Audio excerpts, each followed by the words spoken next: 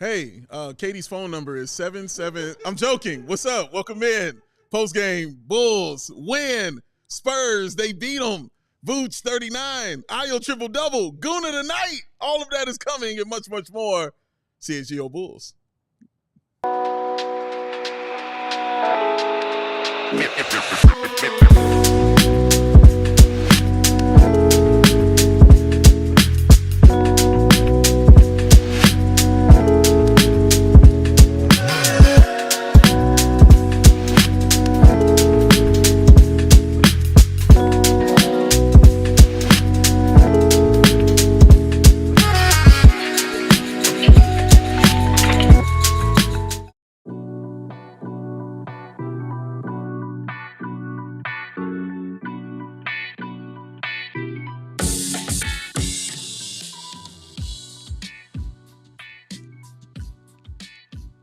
What's going on, Bulls Nation? Welcome in to CHGO Bulls post-game. Coming to you live from our studios here in West Loop, downtown Chicago.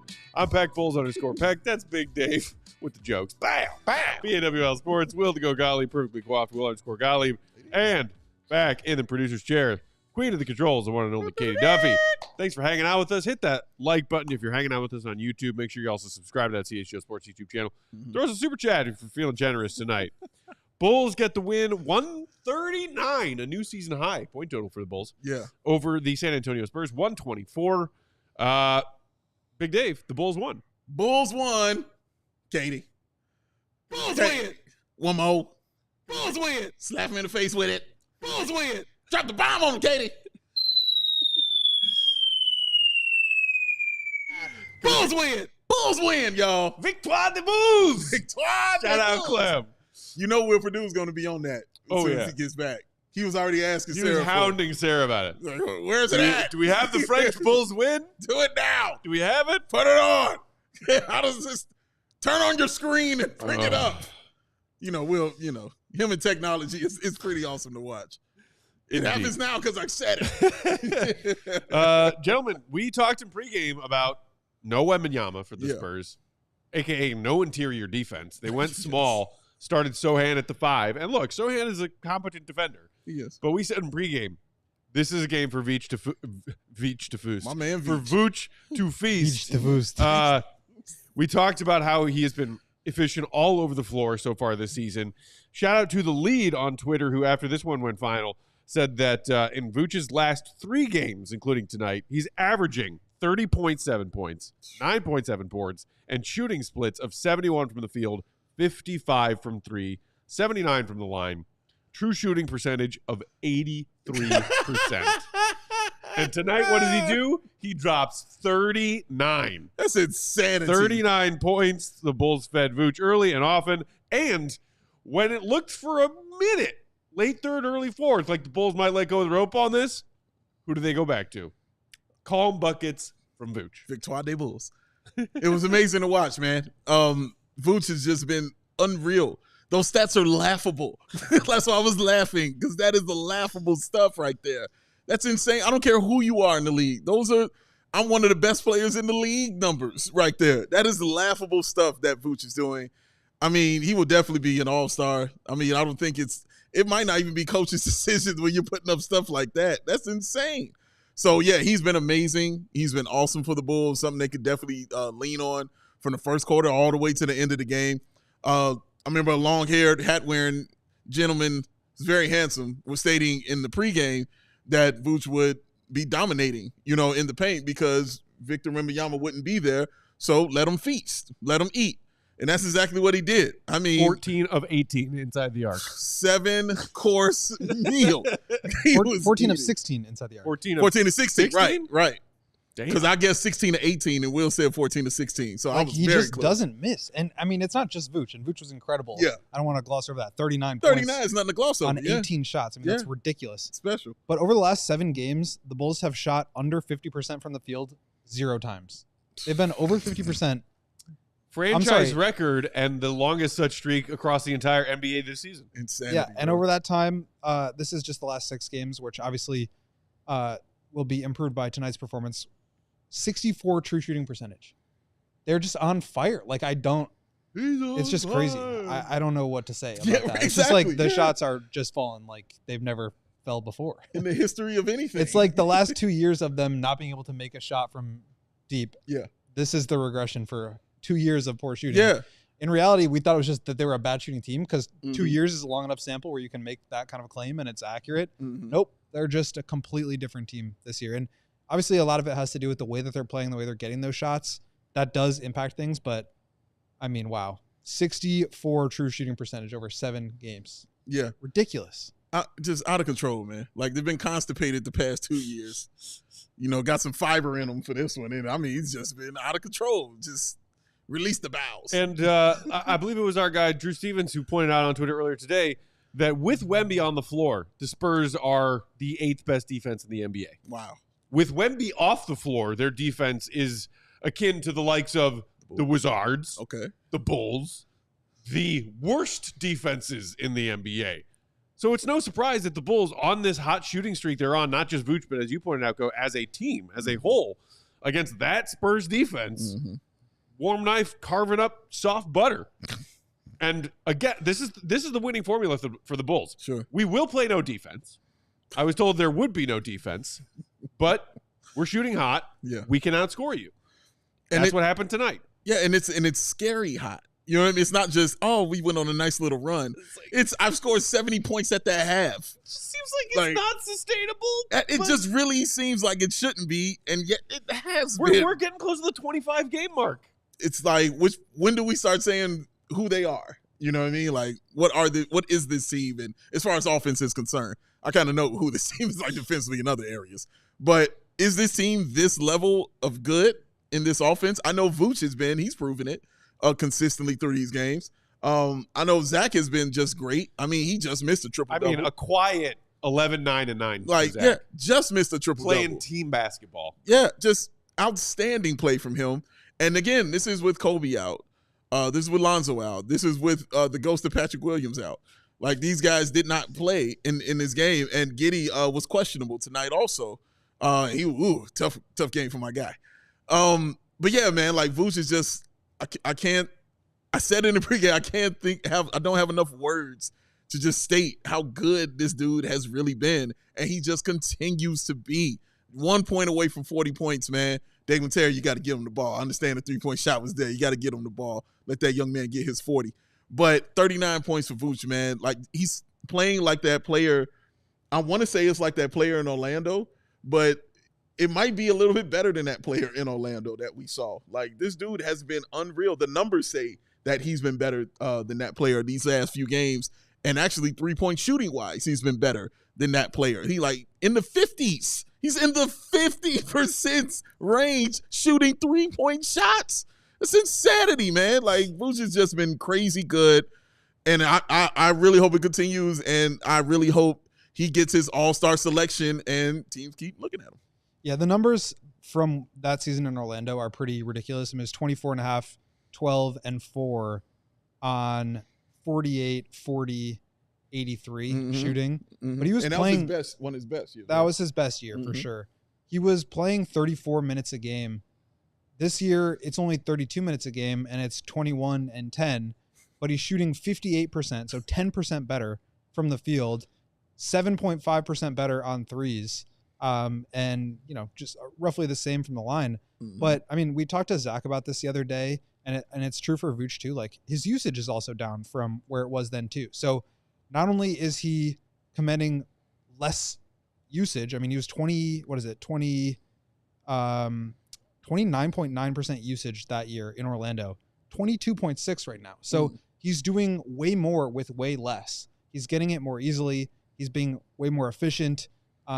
And like he's playing less, but because of the pace and the amount of possessions that they're getting, like even if you don't touch the ball as much, you're going to have more opportunity because you're just getting that extra volume that the Bulls didn't have these last couple of years. So, you say even though in Orlando he was clearly the number one option and got plenty of opportunity, you're saying he's getting more volume here strictly because of the offense that they're running? No, other way around. He got more volume there, which is why the numbers looked bigger. But he's been way more efficient. And he's scoring more per amount of usage that he had compared to that season. So, I mean, he's just been unbelievable. I definitely agree. It's pretty early for like all-star season stuff, but like, I mean, do they even do centers anymore? Yeah, it's positionless. I don't now. even remember. Yeah, it's positionless. Or is it guards in front court? It might be guards. Yeah, in it's front guards court, and Yeah. like you said, front court. Yeah. They don't say center, forward, and stuff like that anymore. But he's still in, like regardless of how you want to do it, especially in the East. Like it's like him and Cat are the only centers, and Cat's having an incredible year. Yes, but like, he is. yeah. He is. He is. Which, and just to put a bow on this, so okay, Cleaning the Glass, great website for basketball statistics, has a stat called points per shot attempt, which is the total points scored per 100 attempts, field goal attempts, trips to the free throw line, etc. His all-star year when the Bulls traded for him, 2021, 113.1 points per shot attempt. That was a career high, not quite a career high, but up there for him. This year, 136.5. So 23 points per shot attempt better than his all-star season. Like, he's out of this world right now. It's crazy. Our guy Marquet saying that Vooch having a shooting season like this when what was supposed to be a tank/rebuild year is truly a soul-wrenching turn of events. Shout out to the phrase soul-wrenching. So soul-wrenching that we brought Mark out of Mark, Right. Mark Wherever couldn't he was. resist after watching that trash-ass basketball game. Can't help it. I must. What happened to MK Hoops? Speaking of Connor saying takeaways, Ayo's awesome. Vooch should win an MVP. That game was disgusting. I'm so glad it's over. EcoBean, Vooch finally leading the show. # All-Star. Javale Dunn, Vooch and Ayo put on a show for the Bulls. Liberty High Chicago. Unleash the Vooch. Great win by the Bulls. Derek Stevens feels like magic. Wink, wink. Gotta love it. A lot of love for Vooch. Also, a lot of love for Ayo. Yeah. I mean, what a game. I think somebody in there had some comment. Torrey Craig Muse, why are you a YouTube account? Why does Torrey Craig need a muse? There are too many muses. They've now apparently infiltrated Twitter or YouTube from Twitter. I don't know if that's like just a joke, whoever you are, Torrey Craig Muse. But you're going to go ahead and rant on What it if it's anyway. his son? But stop it. Don't do that. We don't need that. The world doesn't need Torrey Craig Muse as a thing that exists. Said, can't wait for Peck's clickbait rant about Ayo's triple-double and how they're not that big. Whoop-de-doo. Ayo had a first NBA career triple-double tonight. That was awesome. I tend to think that triple-doubles as a stat are just sort of like this amorphous whatever thing. Ooh, nice word. I will grant Dave's, take that, like, it's a hard thing to do. It's not easy. Double digits in 3 stats. It's impressive. Yeah. But it's kind of arbitrary where you draw that line. I much more prefer the fact that Ayo's triple-double involved him being, like, next to Vooch, the most efficient player on the court for the Bulls tonight. Mm-hmm. It was good. He played well. He was great. Yeah. He was absolutely phenomenal tonight. Team best plus 23, by the way. He sure was. What was Beat out Giddy's? that Giddy plus 7 I on was about to Giddy's say, what was triple-double. Giddy's? What was Giddy's, man? Yeah, there you go. There's your clickbait, Torrey You're Craig plus Muse. 7 on the jury line. Didn't Classics. Uncle Will just yell at you about plus minus? He was yelling at me because I think I care more about plus minus as a stat, and he is a Giddy believer, and I am not. And so I was trashing Giddy's triple-double because, yeah, he had a triple-double, but he managed plus 7. I see. Okay. He will find a way, just like life. Uncle Will Matt's likes, hate will Uncle find Will a likes way. to push my buttons, and I Like I love to yell about shit. That's literally why he pushes the buttons. So he will yell about shit. And Matt says, I will oblige. But Ayo, amazing. Incredible game. Phenomenal game that he had from beginning to end, attacking the rim just like he always has been. You keep doing it until they find a way to stop it. Like, that's really it. They don't know how to stop it yet. Him getting to the bucket, using his speed to, get that layup. And when he gets there, the way he shields himself and the ball and gets that ball up high on the glass, depending on, who's defending him, anything. And there's also a sense of reckless abandonment that he does also, because he goes flying into the crowd after he puts that layup in. But it's still controlled chaos. And Ayo has always been a really intelligent basketball player when he's out there. So I loved in the first half, he almost had his triple-double. He had 11.6 rebounds and 9 assists. Like, he was outstanding for the Bulls tonight, hitting them with every great pass where they needed it, scoring when they needed it. He's always been really good at that. But the rebounds is what it was more impressive to me than anything, because not only did he get 10, they took one away, and then he went back and got another rebound just to make sure that he was going to get his triple-double. So, yeah, Ayo was super duper efficient, man. Just watching him put up those numbers, and it's why Billy Donovan loves him so much and has loved him from the beginning. He knows he can trust Ayo to be a really intelligent ball player out there. I believe Adam Amin referred to him as the most useful tool in the tool chest in tonight's broadcast after one of many incredible plays from Ayo. I did. We got to take our first break right there. Do not go anywhere, because on the other side of this break, we're going to play for y'all. Earlier today, Big Dave sitting down chat with the one and only Tim Legler. That's coming up next. Hit the like button. Here's some ads. Today's show brought to you by Verilife. Looking for the perfect way to elevate your day? At Verilife Dispensary, they have everything you need, from premium cannabis products to expert advice. Whether you're new to cannabis or a connoisseur, their knowledgeable bud tenders are here to help you make the perfect selections. With 8 convenient locations across Illinois, discovering your perfect experience has never been easier. Verilife proudly offers a price match guarantee, ensuring you get the very best value by matching local competitors' prices on eligible products. Don't miss out on their latest deals and exclusive offers only at Verilife Cannabis stores and online at verilife.com. Mention promo code CHGO25, that's CHGO25, in store, and receive 25% off one regular priced item. Restrictions apply. Again, that's Verilife, VERILIFE.com. Empire Today! Oh, we back, Katie! Oh! We back, Katie! Let's go! She acting like Goon of the Night, ain't I don't have any props. Empire Today. I'm going to do this right here. Empire is the best place to get new flooring, ladies and gentlemen. So, of course, because of Empire, they've got copycats. But Empire cannot be beaten on quality, service, speed. So competitors advise low quality products that Empire simply won't carry. Empire won't promise the lowest prices, because anyone who does that is putting flooring in their home that they simply won't put in their own. Their philosophy is to help you find what you need, not overwhelm you with thousands of choices and substitutes and woozies and wazies. What they leave out of their selection is just as important as what they put in. Empire's product team exhaustively combs through thousands of product samples each year to help you find the perfect style. And they got that virtual floor designer, y'all. It's a great way to see how those new floors will look in any space in your beautiful place.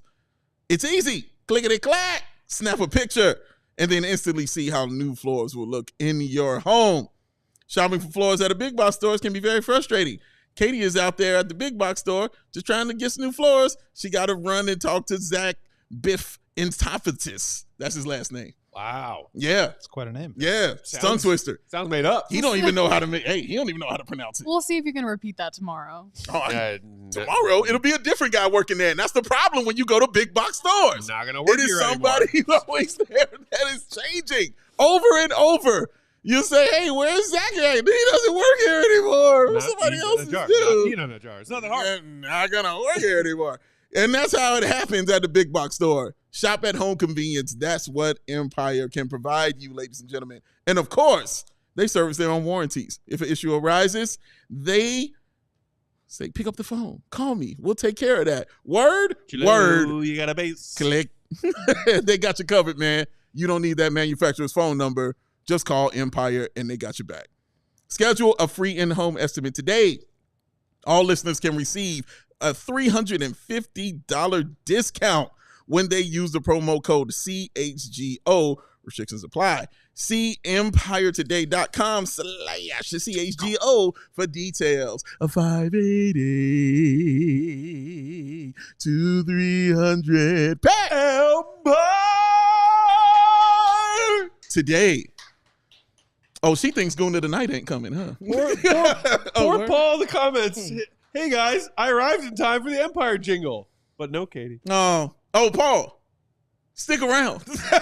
New segments are coming, baby. You got to have a good of the night. Yeah, we got to go to the night there, Pat. Stick around, buddy. It's a method to the madness. Post game rolls along. Thanks, y'all, for joining us. Hit that like button if you haven't done it yet so that Katie doesn't come after you in the chat. She's so violent. She will. So violent. Anything that she can do to not think about the Empire jingle coming back around on her later on tonight's post game show. She'd rather cage fight. She will fight you for those likes. Fight you for those likes.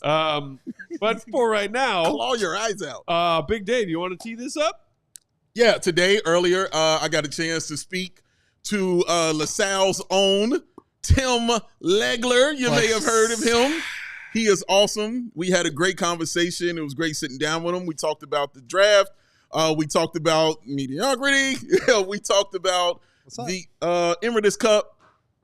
And I asked him a really fun Will Perdue question. Check out the interview.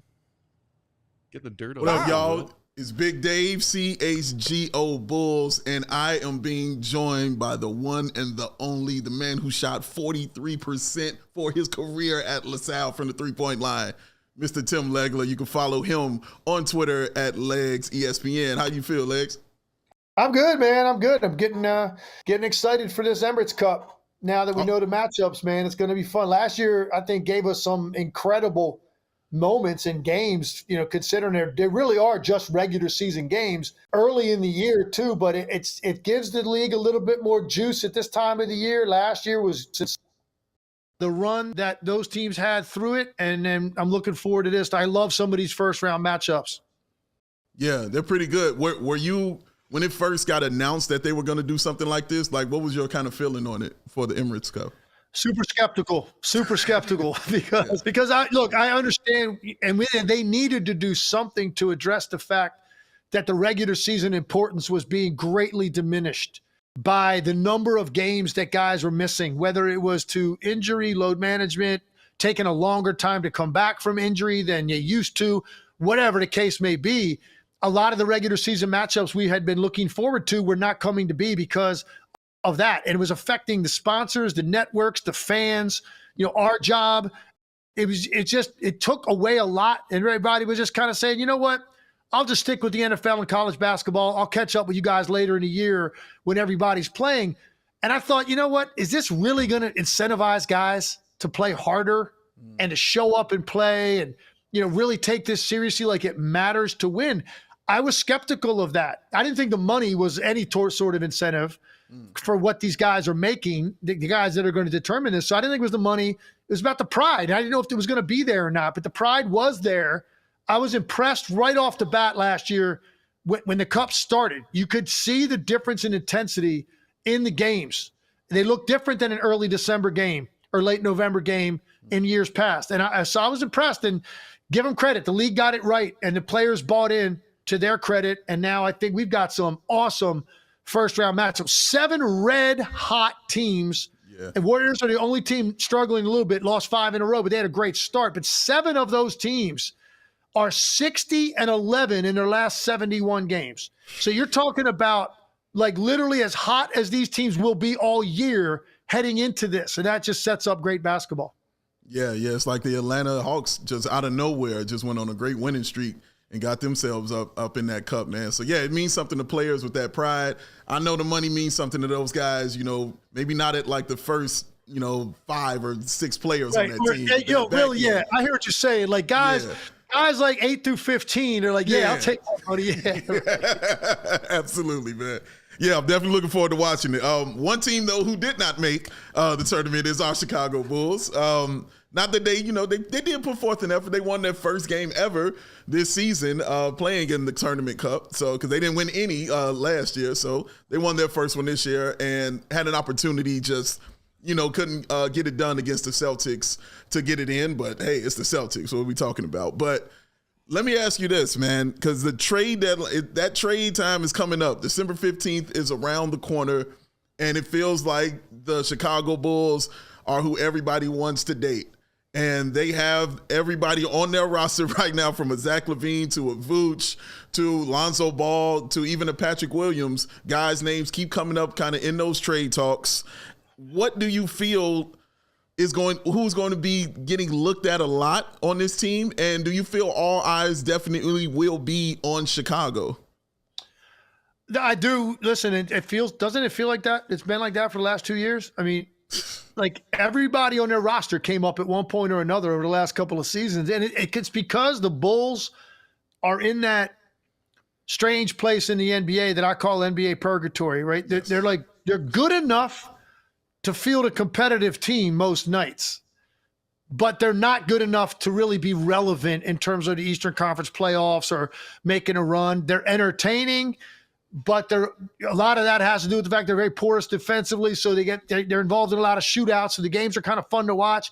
They're in that weird spot where you start to go, how much longer do we want to stay in this place?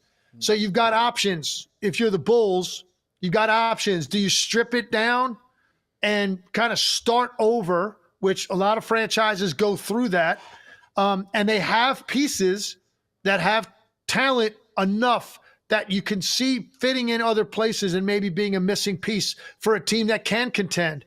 So that's why the Bulls come up and they're so relevant with these kind of talks. Now, they've got some interesting salary setups though. So, you look at a guy like Zach, for instance, who's a very talented player, but you're talking about taking on $45 million, next year in salary. Like, I don't know what people think that they'd have to give up to match that and what kind of younger pieces the Bulls would want back. And does that set the team back overall that acquires Zach LaVine? Because it's one thing to bring in his offense and think like, hey, man, we could use a talented 2-3 that can get his own shot, it can score. He's been doing it a long time in this league. That we can use that, but at what cost? And I think that's the problem with a number of their players. They're interesting pieces. What is it going to take to acquire those guys and the teams that are going after them that are maybe more like lower end playoff teams to middling of the pack playoff teams, or maybe, who knows, even a contender might be looking at these guys. What are you giving up though? Overall, does it set you back because you're losing some of the young guys that you have in the stable? Does it mean that you've lost some defense or athleticism or depth in order to acquire a player like that? And that's what's going to be interesting to see about the Bulls, because listen, clearly they're not a contender. They're a team that's entertaining, and in the Eastern Conference, hey, maybe they're a play-in team, and then it becomes just a roll of the dice. Are you one and done? Yeah. Are you able to win a game or two, and maybe now you slip into a best of 7, and you go take on a team like Boston or the Knicks potentially at the top, or Cleveland, and then it's over in short order anyway. So that's just kind of where they're at. Yeah, definitely is exactly where we are. We do not want to be in purgatory, which is why we don't mind, teams coming in and shopping in the store, taking anything, right. 20% off or whatever. We're fine Definitely. with it. Let me ask you this about Zach LaVine. Have you ever, it seems very strange to me to watch a guy this skilled and this talented in what he's done, and teams just to completely stay away from him strictly because of a contract. What do you attest that to? Because I've seen players with worse contracts still getting moved and still be talked about and still have no issue finding a new team to get to. I personally think it's Zach who doesn't have like the cachet behind him. Like, he doesn't have that MVP talk behind him, has a couple of all-star games and everything. So he doesn't really have a lot behind him to back up that kind of salary. Do you feel it's the same way with Zach LaVine? Because it just, for me, doesn't seem like it's about the play. It's just strictly about that contract. I think it's not just a contract. I think you look at him, you look at a guy that throughout his career, he's also had problems with injuries. It's been a part of his story. He's had a few seasons where he, for the most part, was available most of the year, but most of those seasons he has not been. He's also only got 4 games of playoff experience. I mean, so, when you're talking about a guy making that kind of money that can score for sure, and look, there are teams that maybe need a guy, and on some teams, if he went to a contending team, he might even become more of like just a spacer, and you might see this guy take 10 threes a night because he's capable of doing that, and they might not need him to create as much offense. There probably would be some teams interested, but is that worth what I just described? Is that worth $45 million? Is that worth taking on a guy that really does not have any track record of a lot of playoff success? Because to me, that's teams that are in that category. They're looking to get that final piece that maybe think that they can help them break through. You're either looking at a guy, you want somebody like younger that fills a very specific need that you have, wing defender, ball handler, a guy that can be more of an isolation player, a big that can pick, dive, slash, protect the rim, like very specific, high-end skill set, and that's the one thing we need. I don't know that you can say that about Zach LaVine. He is a scoring wing. There's a lot of guys that score the ball similar to Zach LaVine in this league as a scoring wing. So he doesn't really differentiate himself in a way that you go, okay, we need this one thing to give our team a chance to break through. And even if you thought that, is it worth it? The price tag, what you give up, and the fact that you don't really know what he's going to do in the postseason because he doesn't have a track record of showing you that. Yeah, that's real. The other guy that is definitely being talked about is Nikola Vucevic, who is not only having his best season in a Bulls uniform, is having one of the best seasons of his career, especially behind the arc. He's just been absolutely outstanding from there, doing everything for the Bulls. And his name is obviously coming up in those trade talks. What team do you see him that he could kind of fit in with? And do you think it would be an issue to where maybe he's somebody contending teams might just want and bring off the bench just to, bolster their bench and bolster their roster? Yeah, I do, because I look at him, and I think the way a lot of teams view him is super skilled, big, very talented offensive player. He can pass. He can run dribble handoff game, which is a big part of his game, big part of what NBA offenses are now. He can pick and pop and stretch the defense, and he's added like this high-level consistency from the three-point line this year. But I also think people view him as a guy that if he's out there for 35, 36 minutes a night, you're going to be compromised defensively to such an extent that I don't know if people view him as that. If you're looking at a guy that can come in on an average night, give you 20 minutes off the bench where you could protect him in terms of the matchups you put him out there with and what the personnel of the other team looks like at a given time, and you want to go get him 6-7 minutes against this group where he won't be exposed defensively as much, I think that is a good role for Vucevic. And then he's obviously a guy that if you need to, he can play more than that. Your starting center gets a foul trouble or he's hurt. Obviously, this is the starting center in this league. So now you got a guy that can play 35 minutes and put up big numbers if he has to. But I think the defensive for him is something that teams have always taken into account. Yeah, that's real. Let me ask you about the Bulls' favorite and a Bulls player that some Bulls fans don't really like, but I think they might mesh well together. And that's Modest Buzelis and Josh Giddey. I feel like Josh Giddey fits well with a guy like Modest Buzelis, who's always, trying to run immediately. He's out there on the break, and Giddey is definitely a pass-first kind of guy. So I see how a future could work, for those two. But obviously Bulls fans are very skeptical about the contract that Giddey might command. Let's say that watching them this season, Tim, and you see that potential with them on the floor, do you feel that it might be worth to give Giddey that $25, $30 million range just because we know he might be the Steve Nash to the Dirk Nowitzki that might be Modest Buzelis? Yeah, look, I think all of that would depend for me on how much the Bulls believe that Buzelis can turn into an elite three-point shooter. Because right now he doesn't have a large enough sample size. I don't necessarily think that he's got perfect shooting mechanics where I look at this guy and go, yeah, it's a matter of time. He's got everything. He just doesn't have enough opportunity. He doesn't gotten enough shots to find rhythm from out there. So that is what to me would be the difference, because if you don't believe that he can get there to where now he's a big time threat from out there, because we know about his slashing and running. He loves to change ends of the floor. He goes after everything defensively in terms of try to track guys, get blocks, then turn and sprint the wing and throw the ball ahead to him. He loves that. He loves the weak side slashes off of penetration. He loves cutting along the baseline, trying to catch lobs. He's a great athlete, and he likes to defend.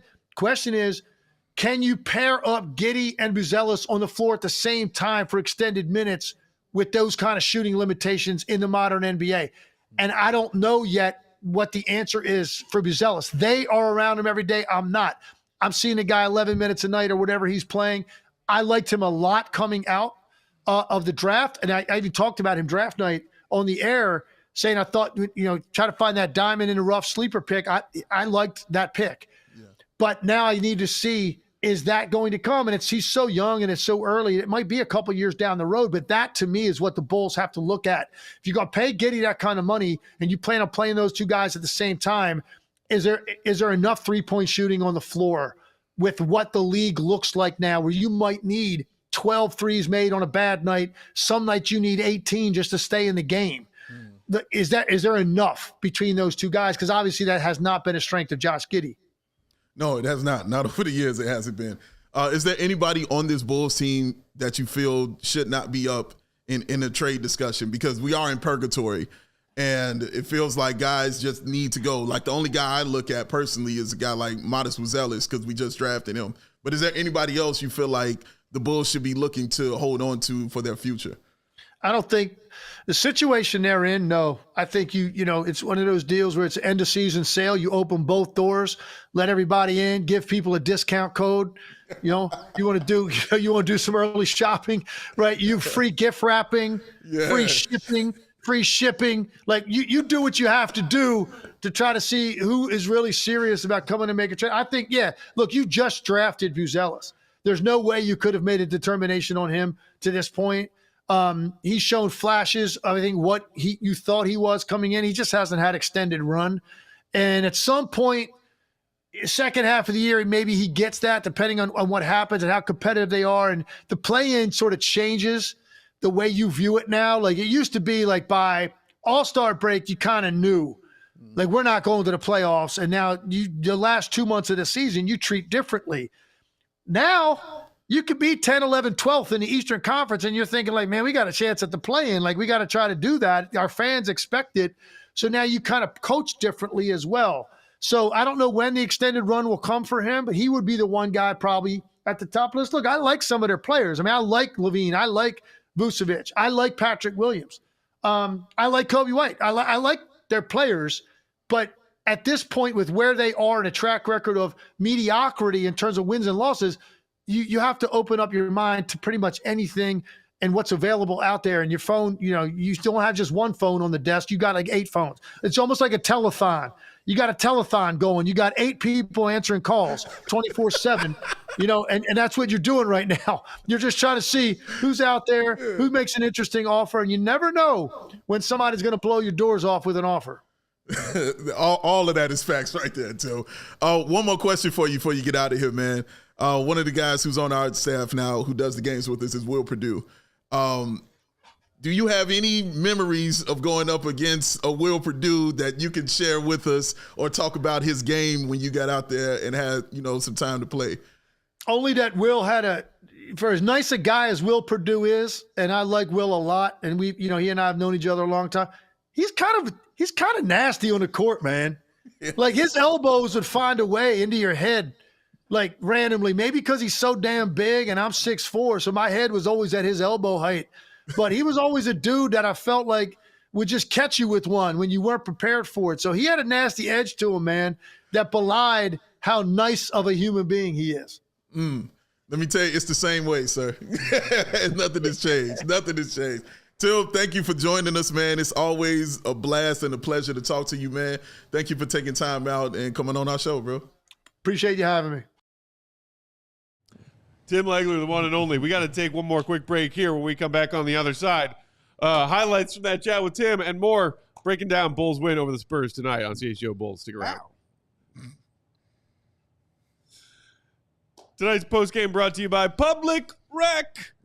Y'all saw me wearing some of their gear on Monday. Look nice. People in the comments said I look good. No one ever says that. Very nice. Goat was wearing some of their gear on Tuesday. That was his regular shirt. Of course, looking good. Yeah.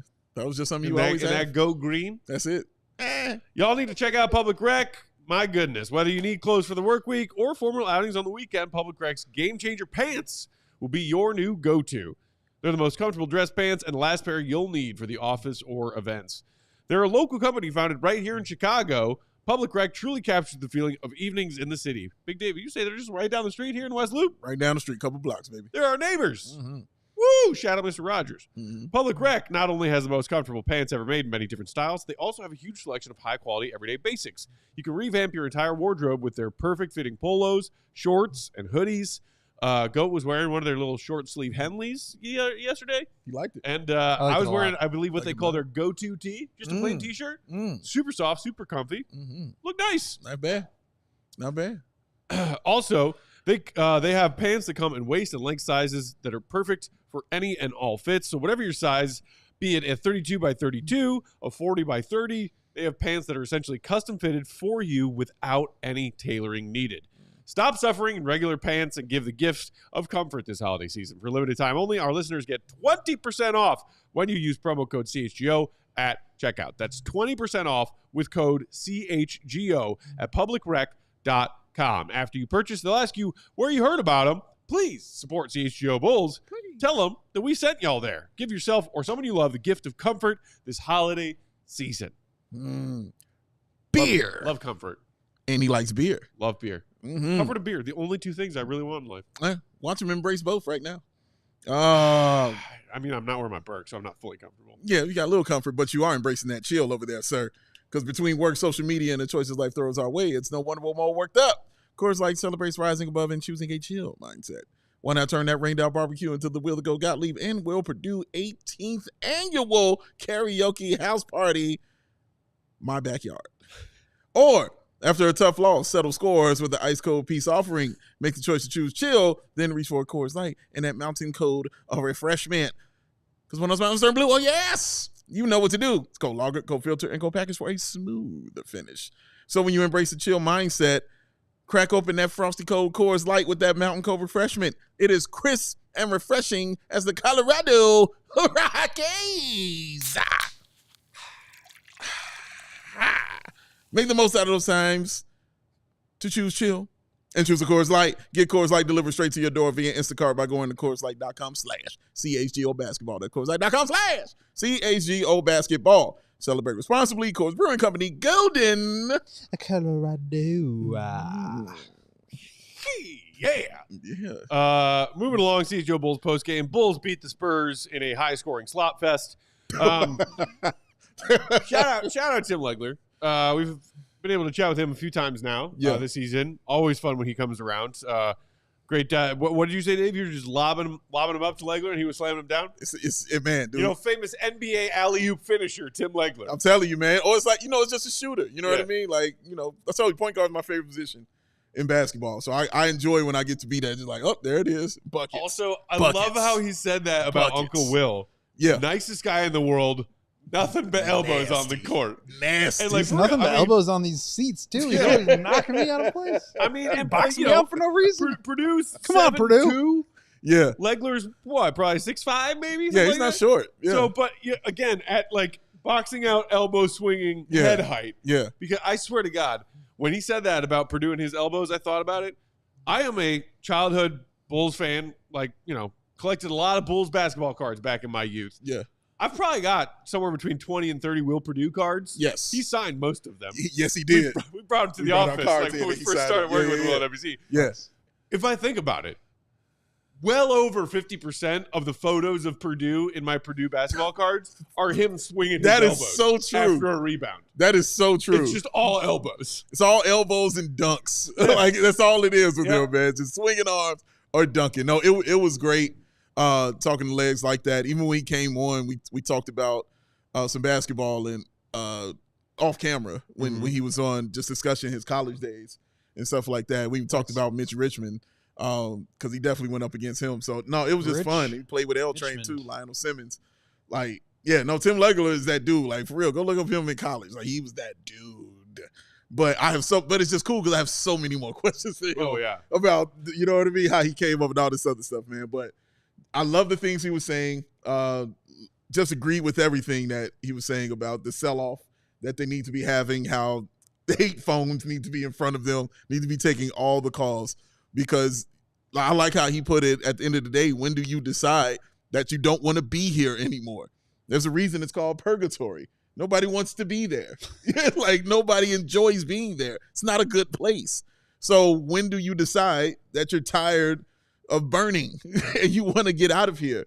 And he thinks the Bulls need to be making that decision now, like right now, because they're at the top. We're reading off numbers about the Bulls offense and what they've been doing, and all of that is great. It's amazing. Still 3 games under 500. Like, you're still not good enough.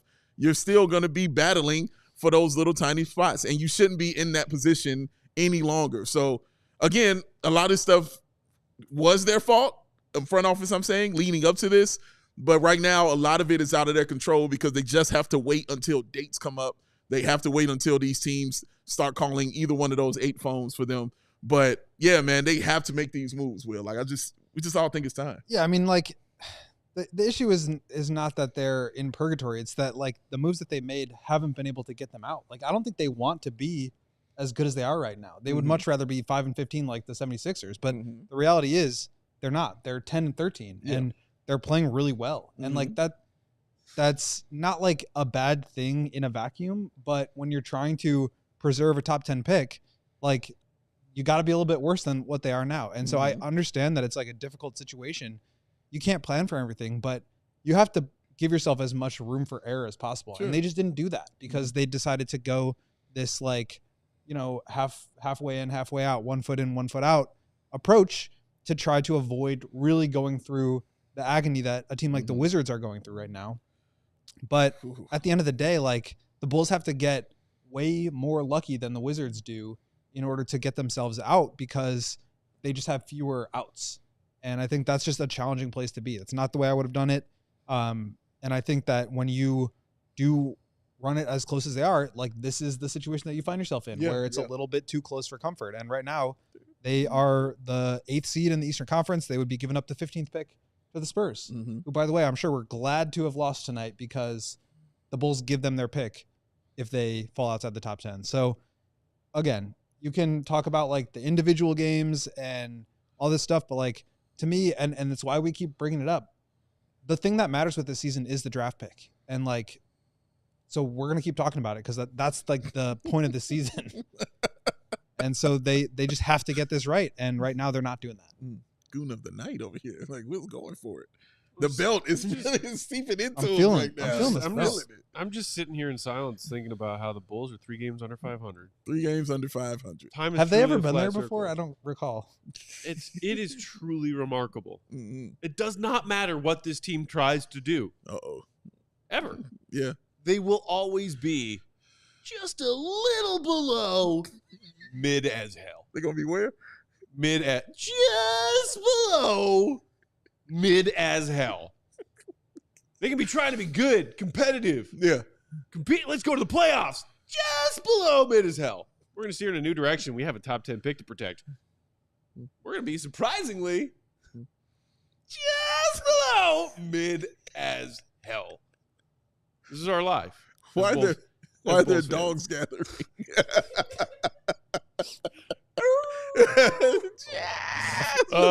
Yeah. I'm a lone wolf howling at the moon in desolation and despair right now. They hear it. They hear that whistle. Thank you, Katie. Oh, man. Oh, my God. But- Good. For the love of God, listen to Tim Legler. Pick up the phone and start dialing. And Are he you brought about up, to lose your draft pick? Good. Pick up the phone and start dialing. well, he brought up an interesting point, which, like, honestly, I struggle with how I would want to handle this, but, like, the thing that he was saying about, like, you know, open both your doors. Let's get some promo codes in here. Like, we'll give you free shipping. Free gift Like, wrapping. Yes. That stuff. It's like, it's just an interesting question. Like, how do you balance the idea of, like, we need to really maximize what we get for a Vooch or Zach. We need to make sure we get that number 1 first round pick and like hold out until we get what we want at the expense of maybe winning a few more games than we need to, sacrificing the value of our own pick in doing so. Versus, we should probably just sell a little bit low on these guys so that we can get them out of here so that we can move on with our lives and improve the value of our pick. Like, that calculus, I'm not really sure what the math is, but, like, we're getting to a point where you're probably not going to get a good first round pick regardless of what you get.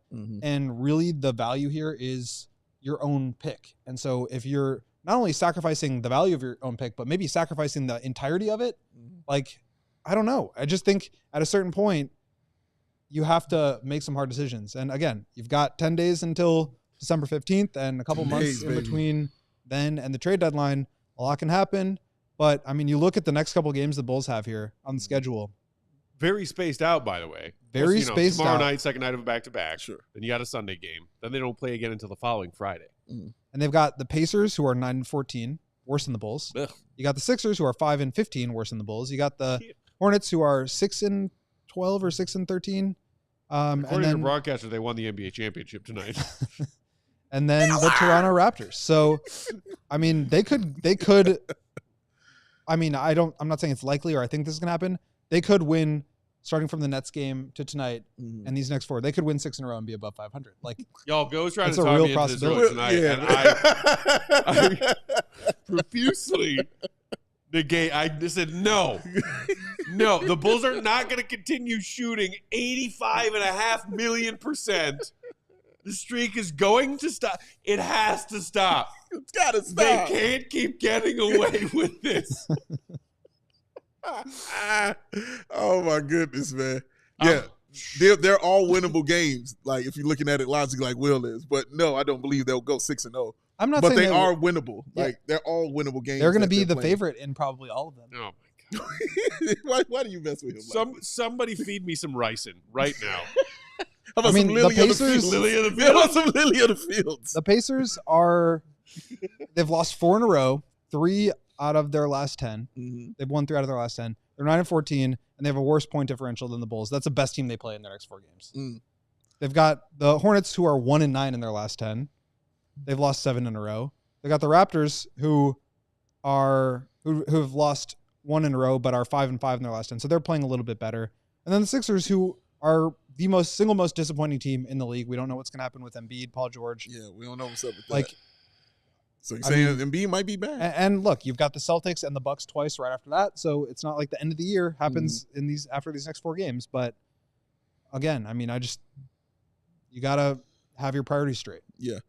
And also, Hermione Granger would say. and and the Hornets definitely because LaMelo doing the LaMelo thing, which is not playing a lot of games. That's kind of what he's been doing and struggling with since he's come into this league. So I've watched a lot of the Hornets games over the past few weeks. Yeah. And they're always like really, really close. And then they're like, oh, we're the Hornets. And then they lose the game. And that, again, like you just said, their announcer is outstanding. Like you don't know if they're up or down or if it's a championship or game 1. He's the same every time. He's losing his mind. But yeah, man, like they definitely do that. And these are all the teams that we'll mention are kind of teams that the Bulls usually play well against, whether they win or they lose. Yeah. They always kind of play well against them. And I still remember the Indiana game that happened early when we were sitting over there and we saw Tyrese Halliburton hit that 3 to win it. Basically looked like he shot it from half court.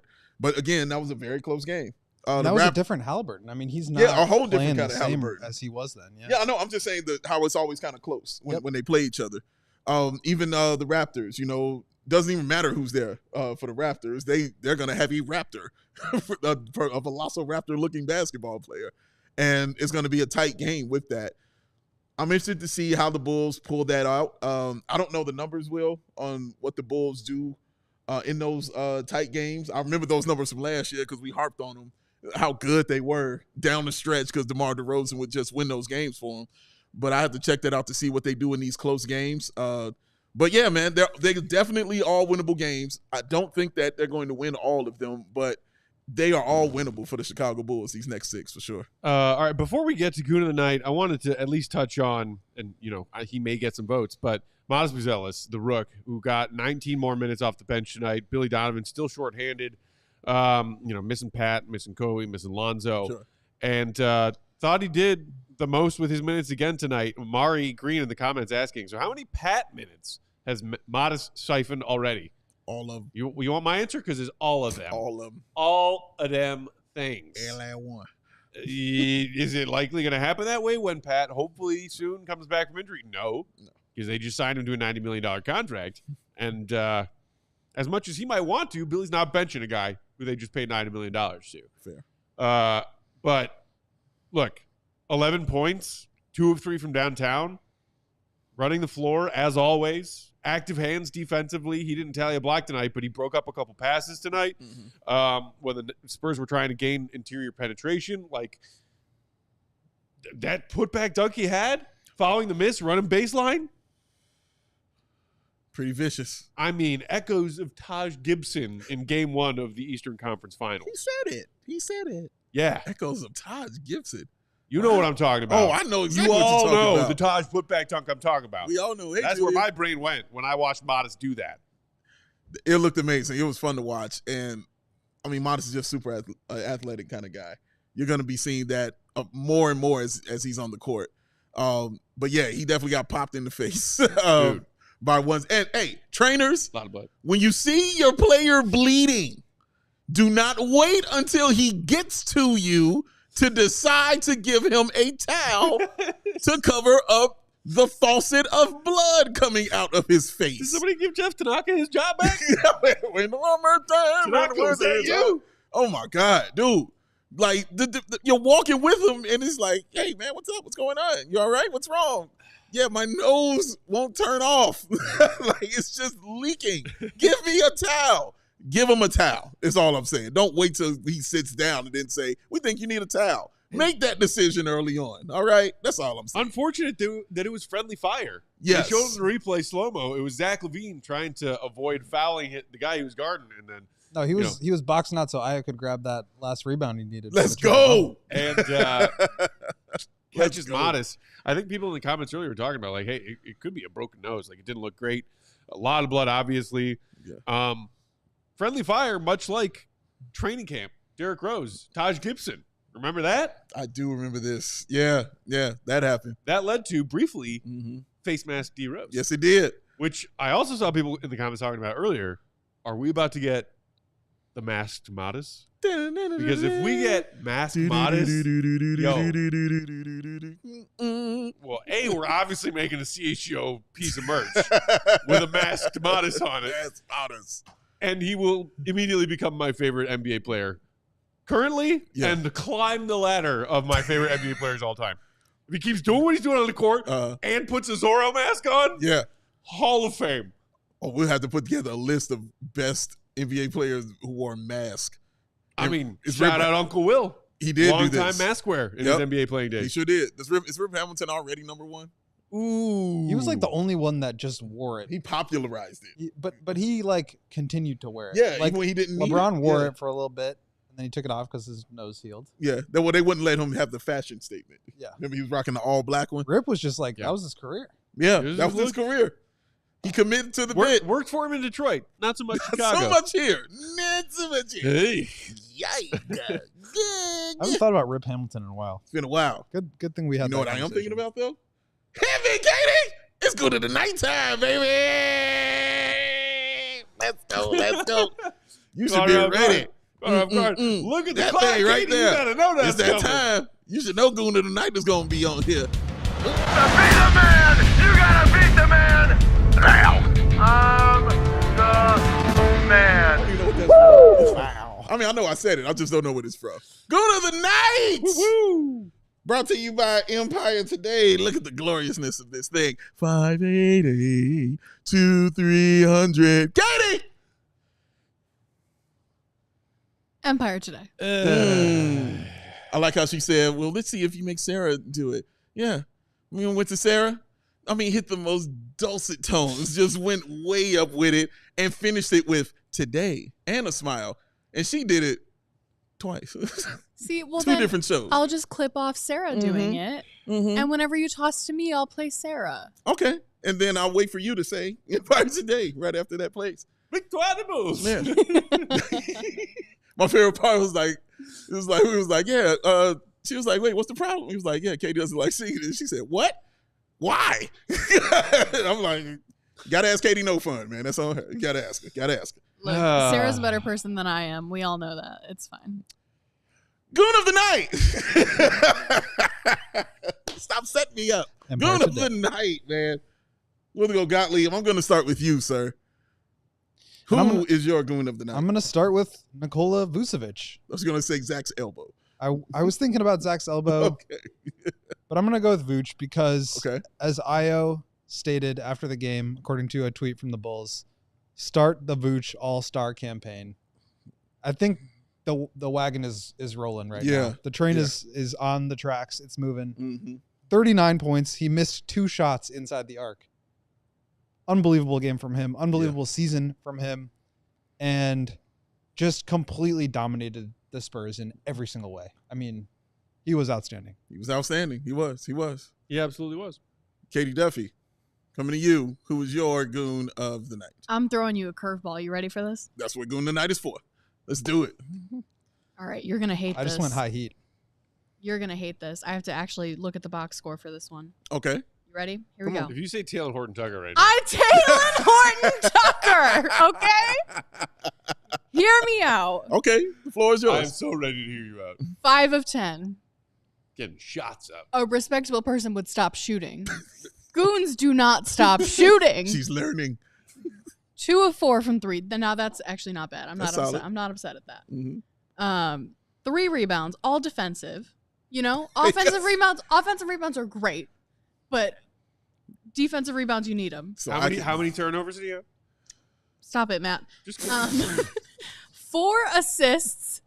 You don't expect that out of THT. You don't Not at expect all. 4 assists. That's That- true. I don't expect 4 completed passes. See, and he had way more than that, and 4 assists. That's true. That's true. 1 steal, 1 block. I mean, you could call this stat stuffing. Not to mention 13 points. Mm. And the turnovers? Can I 2? 2. You should Two have of been them. credited with at least 2 more. 2.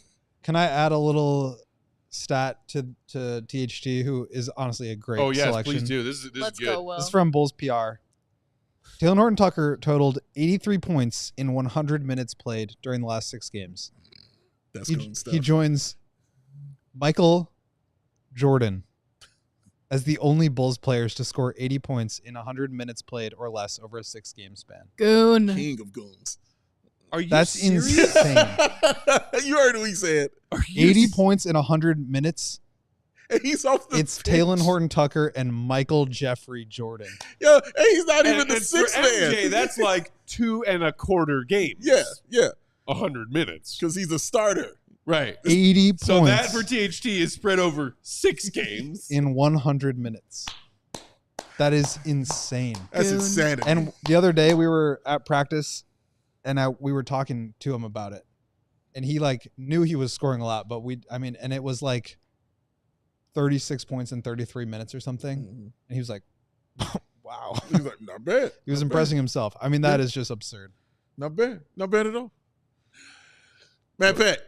Well, I like Mark K's vote. Mark K, Billy Donovan. my guy, always glad to see you in the chat, buddy. And you just read my mind / stole my thunder because my goon of the night is Billy Donovan. Why? Because of some of the facial expressions that the broadcasting camera crew caught him making, reacting to Josh Giddey trying to play basketball. Mm. And then you see the hey, Giddey, grab some bench, buddy. Grab some bench, buddy. Mhm. Did we see a lot of Josh Giddey in the 4th quarter when the Bulls were almost coughing up that lead?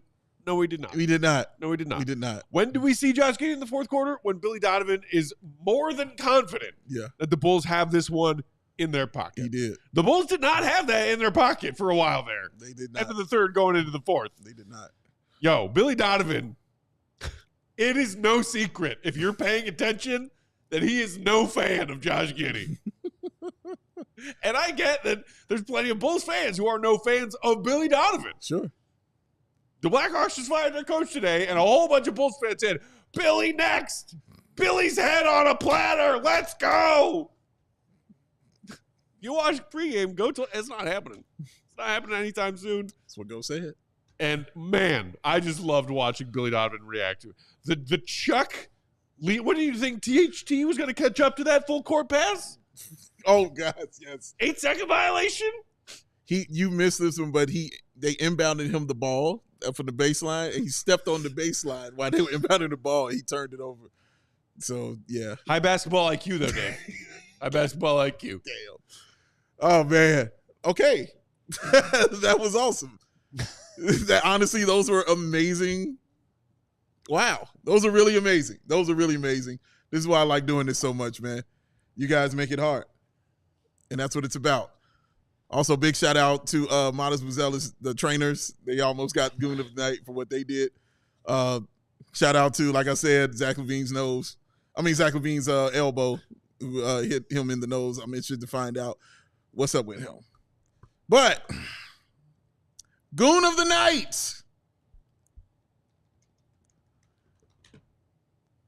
goes to Ayo Dosunmu. Ooh! Ayo Dosunmu, because he got his first ever triple dub like that this year. That's real. He got his trip dub this year. You know what I mean? For actually getting his triple double, them taking away a rebound from him and him going back and getting that rebound to ensure that he had his triple double. I appreciated that kind of stuff right there from Ayo Dosunmu. They said no soup for you, and he said yes soup. Yes, soup for me. It's in my name. Ayo Dosunmu. That's how we roll like this. Boom, baby. This is how we roll. Dang. You feel what I'm saying up in here? That's how he roll, man. Ayo, we're very proud of you, man, every time you're on the court because you represent Chicago in such an amazing, amazing, amazing way. So watching you have all this success is just phenomenal and so much fun to watch, man. And I know we won't call your name a lot also on Goon of the Night, which is why you're also getting Goon of the Night when you put forth those kind of efforts in this kind of games, man. So you, Ayo Dosunmu, receive Goon of the Night. I appreciate your arguments about THT. That was a strong THT arguments. Strong Billy Donovan arguments right there as well. Katie, can you hit royal fanfare for Ayo Dosunmu, please? Oh, okay. I was gonna go with a different one tonight, but I'm down. You got a different? What different one? I want to hit a different one now. Look, I'm just hitting random buttons now. Okay? Something. I was gonna hit something. Okay. I just got back from vacation. I forgot most of what What's going happened. on? I'm just hitting buttons. All right, Let's try this love one royal tonight. fanfare. Let's see what this does. This should be a thing now. We know that one. No, Oh. Okay, what about wait, what about this one? Yeah, we know that one. We know Okay. that one. All right, well. Okay. All right, royal I fanfare mean, it is. don't even compare. Appreciate you, Amari. Royal Appreciate you, fanfare. sir. Ah! How do you compete with this? Arise! Arise, Bulls Nation! Uplifted thyself and look at the glory of the Goon of the Night belt as it shines down upon thee. I dub thee Sir Quamdeem, Knight of the Bulls Round Table. All right, so you're ready to be good. Oh my God. That's right, Kimberly. I always Chicago royalty. Gio, he does have the power. Shout out, congrats Oh to my Ayo. God. I love well royal earned, fanfare so well much. deserved. Pretty good. I love that. You love it, Will. A couple quick reminders as we get out of here. I think One, Katie's broken right hit now. that like button. Do it for Katie. Do it for Katie. Do it before for we get Katie, out of yo. here. Make sure you also subscribe to the CHGO Sports YouTube channel if you aren't already. And grab your ticket. Very limited tickets available. Come hang out with us. Derrick Rose, retirement night. The top shelf CHGO Yes. Bulls takeover. Yes. All included kind of VIP event in a suite at the United Center. I was just having this discussion with one of our sales guys. Shout out to Chris. Shout out, Chris. He was like, dude, this is great. We pulled out the Game Time app and just started going over the cost of tickets for that night. Damn. Just to get in the door. Just to get in the door. Damn, y'all. Like 300 level is starting near $300. All right. Like, damn. Like, no, you need to be doing this. Like, this is a once in a lifetime kind of thing. This is a memory right here, a core memory for all Derrick Rose fans, man. And if you're a diehard, as he just stated, you get yourself a really pretty nice discount right there. So save some money. Come hang out with us, Plus man. the D-Rose sweatshirt Oh, you get the sweatshirt and a special T-shirt as well. and a special T-shirt. Hey, and you get Will Perdue. I'm telling him to bring the rings. Just watch out for the elbows. Just saying, watch out for the elbows, y'all. But man, come there. It's going to be an amazing time hanging out in the suite in a place where everybody in Chicago is about to be to show love for Drinks, D-Rose. dessert cart.